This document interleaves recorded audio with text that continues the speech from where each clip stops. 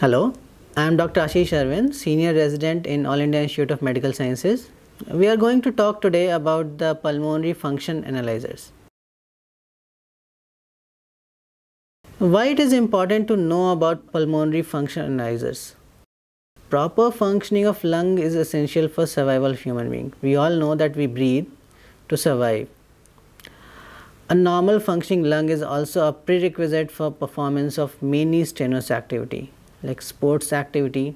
If we cannot take fast breaths, we cannot perform sports. And such activities include even minion works to adventure sports.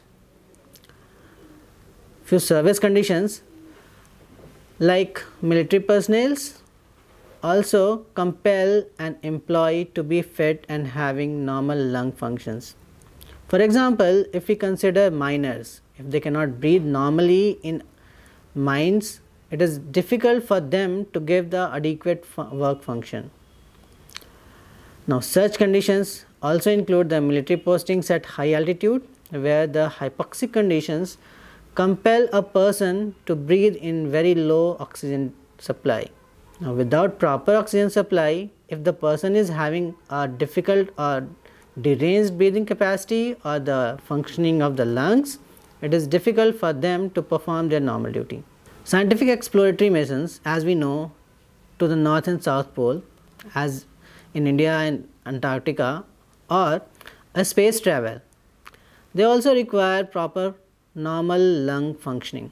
Apart from normal functioning, disease conditions where the lung normal functioning has deranged, they must be quantified and documented. So, for them also analyzers which can give the result of a normal or abnormal functioning lung is required. Diseases which affect lungs disturb various functions of respiratory system. For example of such diseases are restrictive and obstructive lung diseases, various infections like bacterial and viral. They affect different parts of lungs, and hence the functioning is affected in different parameters. Now, to assess proper functioning, we need different types of analyzers. Pleural diseases and diseases of pulmonary vasculature also affect the proper physiological functioning of lungs. So, analyzer which assesses the pulmonary vasculature or pleura or pleural functions is also included in pulmonary function analyzers.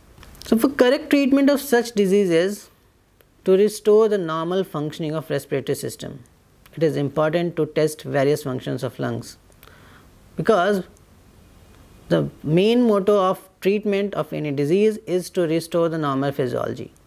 So, analyzer is used initially to obtain the baseline and again to know or to assess the conditions after the disease and after the recovery. Pulmonary function analyzers are such devices which can objectively or subjectively assess the various functions of lungs. Now, hereby what we mean objectively and subjectively. Objectively without the subject's bias, without subject's effort, and subjectively when the subject's cooperation is required. These are normally used for daycare assessment in an outpatient setting or a dedicated lab. Now, currently pulmonary function can be assessed at home also or in a dedicated lab, which is specifically pulmonary function lab, can be assessed with the various devices. Very rarely these can be used for continuous monitoring also, as in ambulatory or comatose patients. These systems measure the ventilation, diffusion and distribution of gases in lungs also.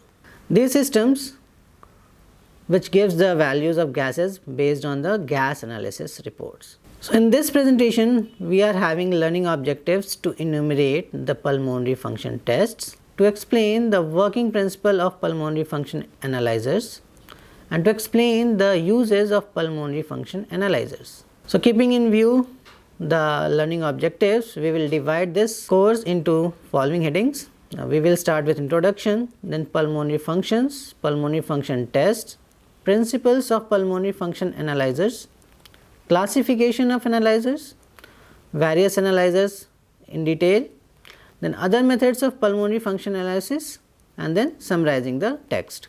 The functions of lung They include respiratory functions and non-respiratory functions. So, respiratory functions, they include gases exchange. Now, gases we exchange are oxygen and carbon dioxide. Regulation of blood pH is also a respiratory function to some extent by regulating the amount of CO2 in the blood.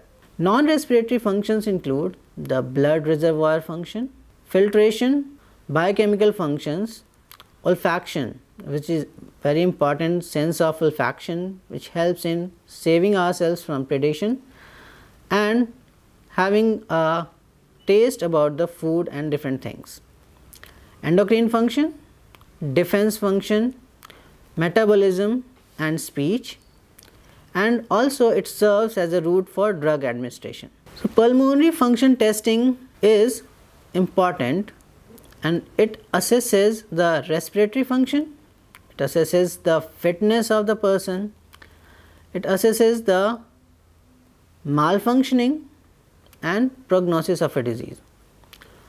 Now, respiratory function, as we just learned, we assess all the respiratory functions, but here we are concerned more about the physiological respiratory functions, that is gaseous functions. Now, assessment of fitness is an important thing in various sports and exercise related things. The work or the jobs which require physical fitness, thereby they need a assessment of lung function along with the nerve muscle fitness of the subject. Now, malfunctioning is important in diseases, in trauma, in various extreme conditions like very cold or very hot environments, and prognosis of a disease that can be explained by how much a drug is effective in treating a disease condition. Now, purpose of pulmonary function analyzers. So, they are used to screen the pulmonary diseases. For this, we have multitude or many types of handheld devices, portable devices, which can be used in population to screen certain pulmonary diseases and get the result quickly. They have good accuracy and good sensitivity. The next one is assess progression of a pulmonary disease.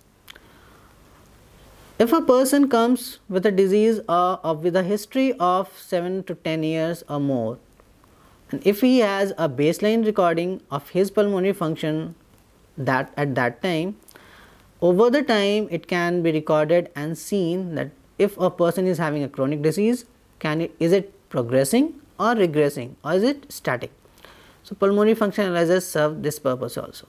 Now, the next one is determine pulmonary disability for financial compensation. So, in this era of insurance compensations, the people try to malinger the pulmonary diseases and claim for compensation. For this, the baseline recording before taking insurance and then at the time of compensation or claiming, it is required for pulmonary function analyzers to assess the pulmonary functions. The next one is evaluate pulmonary complication risks before surgery. All the anesthetic agents used for surgery, they depress the respiratory drive. Now, if the subject is not having a normally functioning lung, it can create a havoc during surgery. So, all the anesthetists, they prefer to have pulmonary function done before surgery or before the induction of patient. The next one, evaluate respiratory therapy, its success or failure, and for the purpose of modification of therapy. If the treatment being given does not affect the outcome, it should better be changed. Now, how do we classify the pulmonary function analyzers? Based on their use, they are classified as those used in assessment of ventilatory function, those used in the assessment of gases exchange, assessment of pulmonary blood flow and pressure, and other methods of assessment of lung functions. So, pulmonary function analyzers can also be classified based on their invasiveness. So, invasive analyzers include angiography and bronchoscopy. Non-invasives include spirometer, among which There are conventional and digital spirometer. Digital spirometers are based on pneumotachometer, gas analyzers. The next one is impulse oscillometer and total body plethysmograph. The category which include others are having radiography, CT scan, MRI and PET scan. So coming to non-invasive analyzers. The first one is spirometer. The conventional spirometer and the digital spirometer. The conventional spirometer is having a central cylinder, made of steel, in which there is another cylinder and the space between two cylinders is filled with water. An inverted bell of a light metal which floats in the water. The central cylinder includes an opening which has a soda lime tower filled with soda lime which absorbs the carbon dioxide exhaled. The arrangement is having a pulley which is having angulations or angular rotation markings to measure the change in the volume, attached with a writing instrument which demonstrates the changes and records the change on a paper. It is based on the principle of volume displacement and it can be used for measuring lung volumes and lung capacities. It cannot give the value of residual volume and total lung capacity. Now what happens in this spirometer is patient breathes through a mouthpiece, keeping the nose clip to close the nose. There is a closed system recording and whatever changes occur in the lung volumes, it is reflected inside the volume of the bell and that is recorded on the piece of paper with a writing instrument. Now how do we record? So kymograph is set at lower speed. The kymograph is the recording instrument. The outer cylinder is filled with water up to 2 inches below the brim. Mouthpiece is tightly secured, nose clip is applied and subject breathes through mouth. The expiration raises the bell which brings the pen down and records on the paper attached to kymograph. In spirometer, the subject has to accustom himself or herself to the closed system breathing and through the mouth. The more important thing is he has to put effort to record various types of lung volumes and capacities. Especially when we record the functional vital capacity, he is required to make an extra effort. Now digital spirometers are based on the flow sensing devices and these are based on the relation between the airflow and pressure drop. It uses sensitive pressure transducers and based on different types and different parameters used, they are of different types, that is pneumotachometer, hot wire anemometer and turbinometer.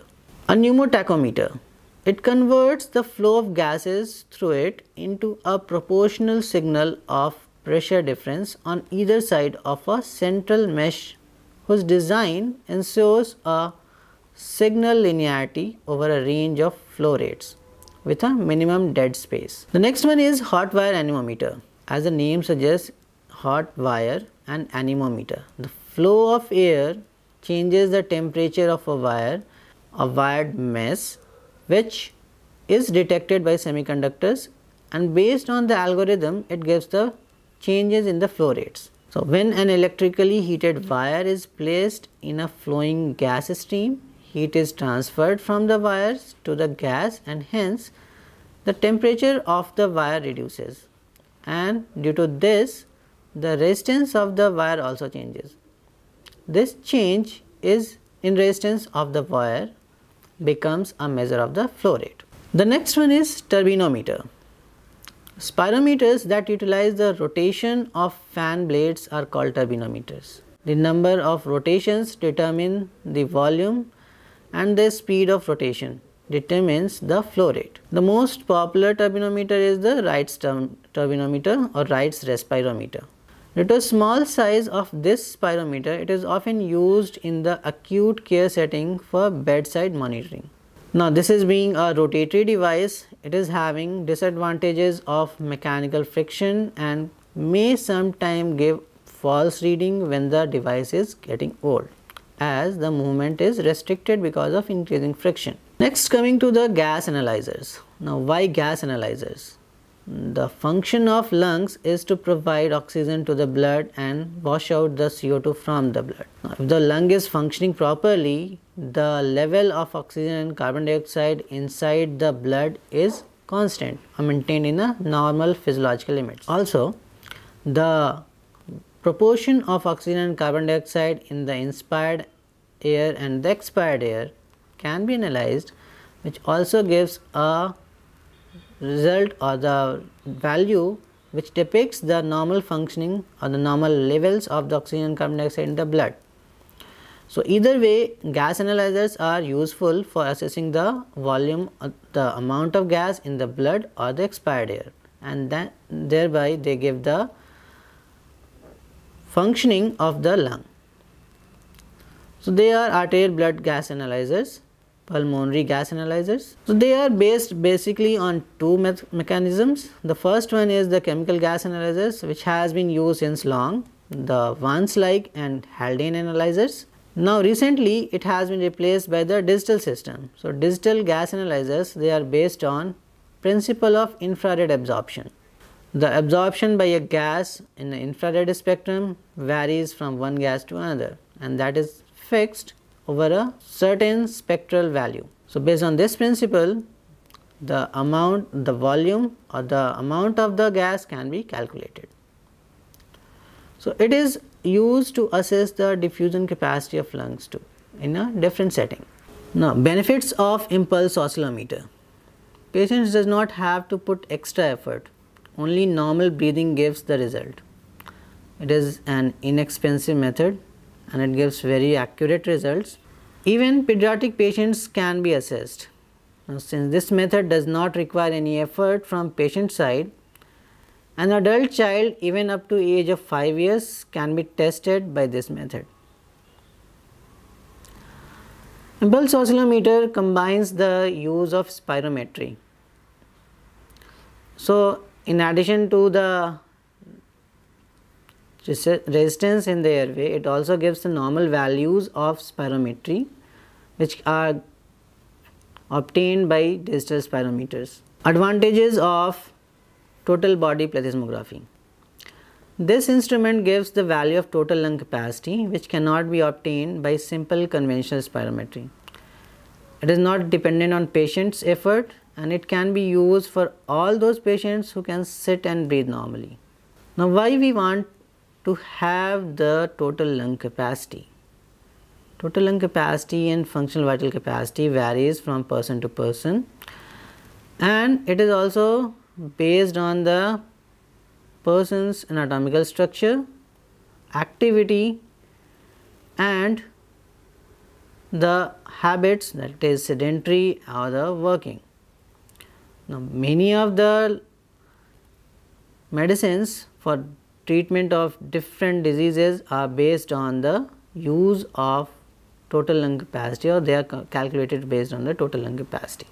So, it is important to have this parameter assessed. Now, coming to invasive analyzers. Now, angiography, they do not measure the functioning. They are invasive procedure, and this is having cost effectiveness, that is very costly for the patient sometimes, and it requires expertise to perform and to interpret. What are the advantages of angiography? It gives information of pulmonary vasculature and it can be used to treat the bleeding vessel. So, sometimes in cases of pulmonary infarct or pulmonary embolism, they are actually the only possible way to assess and treat the patient at the same time. They are lifesavers in conditions of pulmonary embolism if in correct hand and expertise with the required expertise. Bronchoscopy can be coupled with endoscopy and it can be used for foreign body removal. It is also useful for treating any hemorrhages or bleeders. Advantages of bronchoscopy include, if it is in expert hand, it can be used for undiagnosed bleeding from the respiratory tract.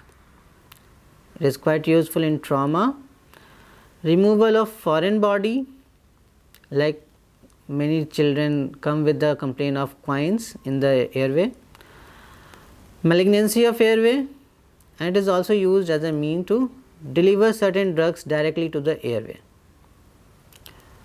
In expert hands, it has no hazards, and chances of cross infection is also remote as equipment is disinfected after every use. Next comes the assessment of pulmonary blood flow and pressure. So, pulmonary arterial pressure and pulmonary wedge pressure can be assessed invasively, and this gives an idea of combined lung and the heart, that is cardiovascular respiratory system functioning. Now coming to other methods, so those other methods which give the assistance in the assessment of pulmonary function are radiography, CT scan, MRI, PET scan. So radiography, the radiography gives the idea about the bony cage, a rough idea about the pulmonary vasculature and airway. It is very useful in effusions, in trauma cases, and in conditions where the heart is also affected along with the respiratory system. The magnetic resonance imaging, it gives the idea about the soft tissue, basically the lung parenchyma. PET scan gives the idea about the functioning as well as the anatomical part, the anatomical structures. A CT scan is an advanced version of X-ray, gives detail about the vasculature and the parenchyma, moreover the parenchyma than the vasculature. And a recent change is high resolution CT, that is HRCT, which gives excellent result about the masses or the cases with the carcinoma of the lung. So coming to summary, lung has many functions including ventilatory and non-ventilatory functions.